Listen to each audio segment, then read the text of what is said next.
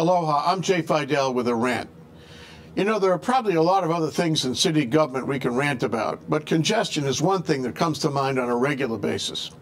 I get on the Poly Highway going to town at 7:30 in the morning. Most businesses start at 8 a.m., and yet the traffic is locked up at 0 to 2 miles an hour. Everyone's stuck. All those people just sitting there oblivious in those expensive gas-guzzling SUVs with tinted windows, totally unproductive for hours every day. They can't even make calls. What do you think this does to our economy? If you count up the hours wasted in a given year, even at minimum wage, the loss is staggering. What's more shocking, though, is that there have been no steps taken to ameliorate this congestion. For the most part, the roads and lanes are the same. The lights are the same. There are no sensors. They're not timed. You sit at the intersection and wait for no reason. No process, structure, or technology has been changed. Every day, we still have the traffic, worst in the nation, but we keep buying cars and stuffing the roads with them. It demonstrates our pseudo-affluence. Electric cars have not even made a dent. Everyone drives alone. There are only a few school buses, the kind that built the country. But not for us.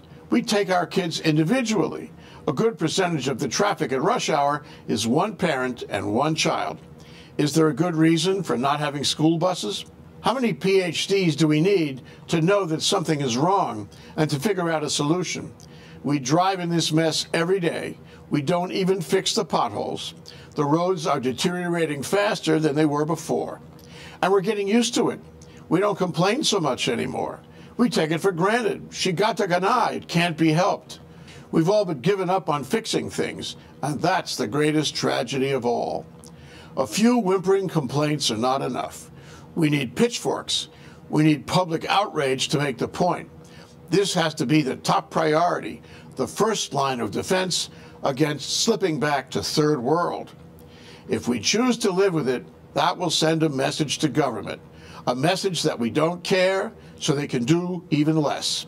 If we take it all for granted, then we will all be in near gridlock all the time. And P.S., if you hadn't heard it before, rail isn't going to help. You think this has no effect? It affects our quality of life and our self-image in the community.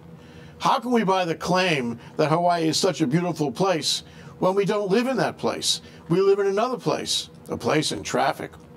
To say que sera, as if our delicate condition was divinely established, is ridiculous.